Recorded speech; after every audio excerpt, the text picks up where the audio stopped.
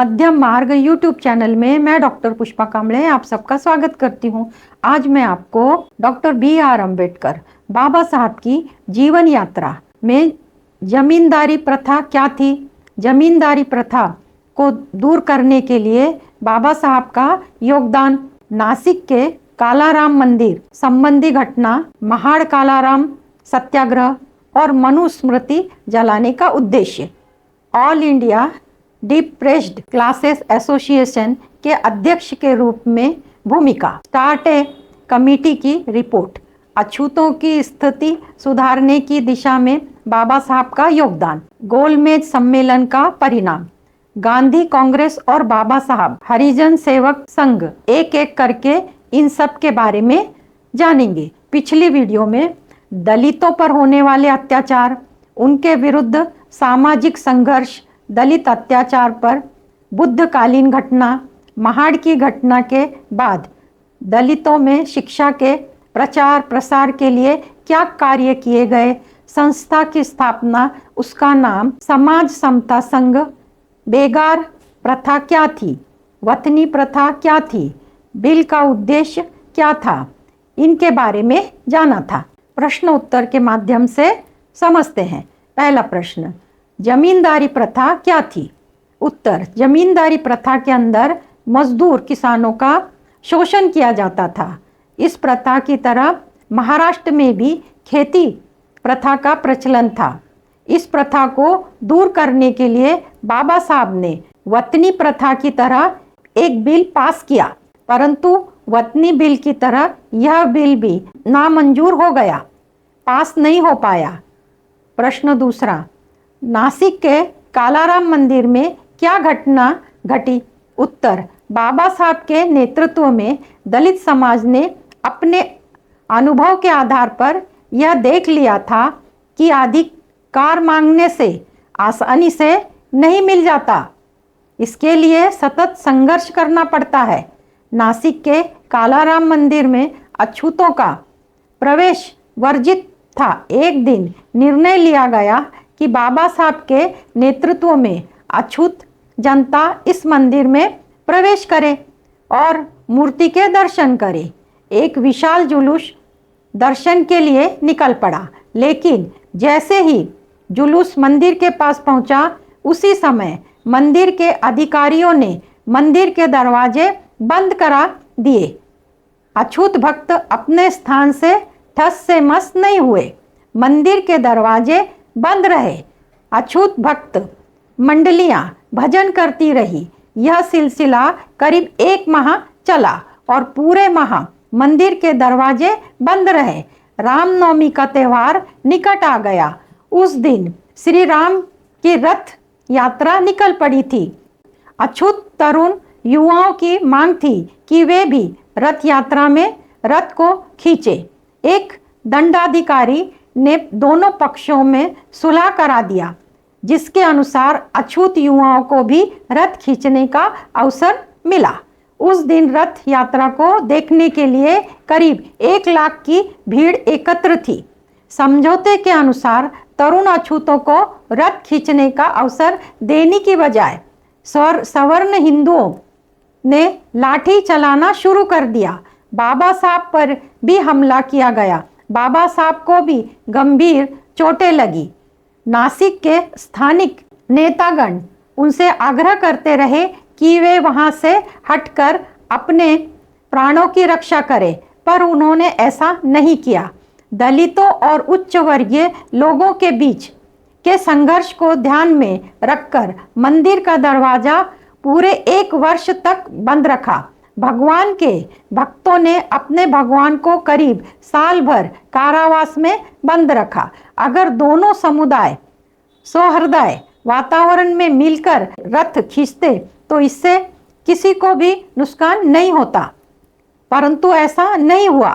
सन 1935 में मंदिरों में अछूतों के प्रवेश से संबंधित एक कानून बना। तब कालाराम मंदिर के दरवाजे अछूतों के लिए सदा के लिए खुल गए। दरवाजे आज नहीं तो कल खुलने ही वाले थे। दुनिया की कोई भी शक्ति उन्हें सर्वकाल के लिए बंद नहीं कर सकती थी। कालाराम मंदिर में प्रवेश की घटना और स्वयं सेवकों की गिरफ्तारी का समाचार लंदन के द टाइम्स अखबार में भी प्रकाशित हुआ। इससे गोलमेज सम्मेलन में बाबा साहब का कद ऊंचा हो गया। इन सत्याग्रहों के पीछे बाबा साहब का उद्देश्य था सवर्ण हिंदुओं की दृष्टि को बदल सके। उनकी सोच थी कि वे सभी समस्याओं का हल सत्याग्रहों द्वारा संभव नहीं था। इनके द्वारा उच्च वर्ग के हिंदुओं का ध्यान आकृष्ट करना था ताकि उनके हृदय को बदला जा सके। केवल प्रार्थना करके अछूतों की समस्याओं को दूर नहीं किया जा सकता। बाबा साहब जीवन में प्रथम प्राध्यापक बनना चाहते थे, परंतु विद्यार्थी जीवन में परिस्थितियों ने उन्हें राजनीति में ढकेल दिया। बाबा साहब 1 जून 1935 में मुंबई के सरकारी लॉ कॉलेज के प्राचार्य बन गए। 1938 में उन्होंने त्यागपत्र दिया। इससे पहले वे सिडनेहम कॉलेज में अर्थशास्त्र के प्राध्यापक थे। प्राध्यापक के रूप में उनका योगदान अति सराहनीय था। बाबा साहब के व्याख्यान विद्वत्तापूर्ण हुआ करते थे, पर यदाकदा उनके विद्यार्थी उनके आदर्श विचारों से सहमत नहीं हुआ करते थे। एक आदर्श शिक्षक की व्याख्या करते हुए उन्होंने कहा था कि एक आदर्श प्राध्यापक को न विद्वान होना चाहिए बल्कि उसकी वाणी भी स्पष्ट होनी चाहिए, उसे विषय का पूर्ण ज्ञान होना चाहिए। बाबा साहब all India depressed classes association के अध्यक्ष थे। इस संस्था के अध्यक्ष के रूप में पहले सत्र में 8 अगस्त 1930 को बाबा साहब ने हिंदू समाज के उच्च वर्ग को असीमित अधिकार और शक्ति मिलने पर गहरी चिंता व्यक्त की। उन्होंने कहा कि संविधान में दलितों और अछूतों के अधिकारों की रक्षा करने के लिए अलग से प्रावधान रहना चाहिए और रहना जरूरी है। उन्होंने काउंसिल में सीधे प्रतिनिधित्व का सुझाव रखा जो दलितों की जनसंख्या पर आधारित हो। बंबई सरकार ने डॉक्टर पीजी सोलंकी के प्रस्ताव पर समिति की नियुक्ति की, जिसका उद्देश्य दलितों के शैक्षणिक, सामाजिक और आर्थिक परिस्थितियों की जांच करना था ताकि उन परिस्थितियों में सुधार लाया जा सके। इस समिति के 3 सदस्य थे, A.V. ठक्कर, बाबा साहब और सोलंकी। प्रश्न तीसरा, स्टार्टे कमेटी ने क्या रिपोर्ट दी? उत्तर, स्टार्टे कमेटी ने अपनी रिपोर्ट मार्च 1930 में दी। इसके छात्रवृत्तियों की संख्या बढ़ाने, छात्रावासों की संख्या बढ़ाने की कोशिश की, मिलों और रेलवे में ट्रेनिंग, विदेशों में अध्ययन आदि का सुझाव भी दिया। इस समिति ने एक विशेष अधिकारी के नियुक्ति का प्रस्ताव भी रखा जो देखे कि इन प्रस्ताव पर अमल किया जाए। समिति का सुझाव था कि अछूत वर्ग के सदस्यों में से पुलिस और सेना में भर्ती की जाए। इसने यह भी प्रस्ताव किया कि दलितों के लिए सामाजिक और सांस्कृतिक गतिविधियों के लिए एक सशक्त सामाजिक केंद्र बनाया जाए। 12 नवंबर 1930 को लंदन में प्रथम गोलमेज सम्मेलन हुआ। तब हिंदुस्तान के कई गणमान्य नेता के साथ बाबा साहब को भी उसमें शामिल होने का आमंत्रण मिला। उस सम्मेलन की अध्यक्षता ब्रिटिश सरकार के प्रधानमंत्री श्री रेमजे मैकडोनाल्ड ने की। उस सम्मेलन में अपना पक्ष रखते हुए बाबा साहब ने स्पष्ट शब्दों में कहा, हमारे अछूत भाइयों की स्थिति गुलामों से भी बदतर है। गुलामों के मालिक कम से कम अपने गुलामों को छूते थे, परंतु हमें छूना भी पाप समझा जाता है। ब्रिटिश सरकार ने भी हमारी भलाई के लिए कुछ नहीं किया। पहले भी हम गांव के कुएं से पानी नहीं ले सकते थे और आज भी गांव के कुएं से पानी नहीं ले सकते। पहले भी हम मंदिरों में प्रवेश नहीं कर पा सकते थे और अब भी नहीं कर पा सकते। पहले भी हमें पुलिस और फौज की नौकरी नहीं मिलती थी और आज भी नहीं मिलती। 150 वर्ष की अंग्रेजी सरकार ने हमारी स्थिति में कुछ भी परिवर्तन नहीं किया है। गोलमेज सम्मेलन का परिणाम प्रथम गोलमेज सम्मेलन में कोई समझौता नहीं हो सका। इस दृष्टि से यह सम्मेलन असफल रहा, परंतु इस सम्मेलन में बाबा साहब ने ब्रिटिश सरकार को बता दिया, अछूतों की भावनाओं से अधिक समय तक खिलवाड़ करना किसी के हित में न होगा। 19 जनवरी 1931 को प्रथम गोलमेज सम्मेलन का अधिवेशन समाप्त हो गया।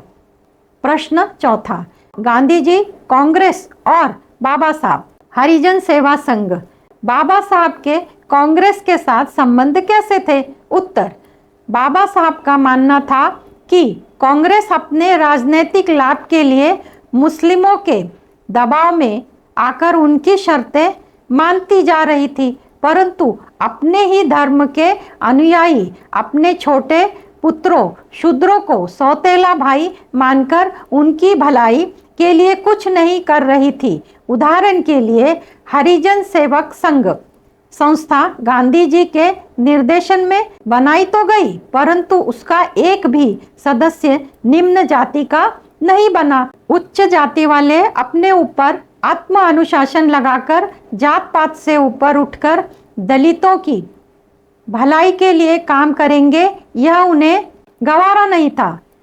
इसके अतिरिक्त कांग्रेस के अधिकारी नेता उच्च वर्ग से आते थे और अपने निजी जीवन में जात पात से अभी भी ऊपर नहीं उठ पाए थे। उनके द्वारा दलितों का उद्धार होगा, यह उनकी समझ से परे था।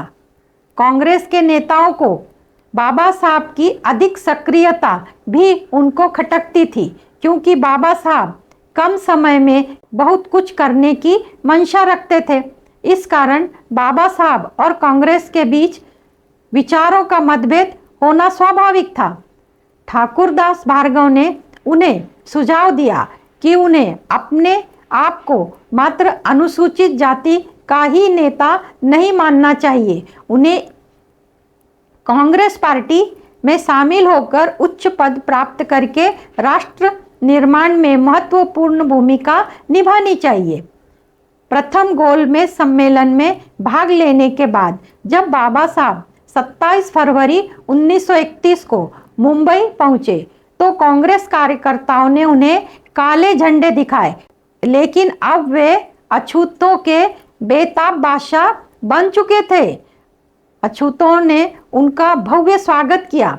सन 1931 में ही लंदन में दूसरा गोलमेज सम्मेलन हुआ।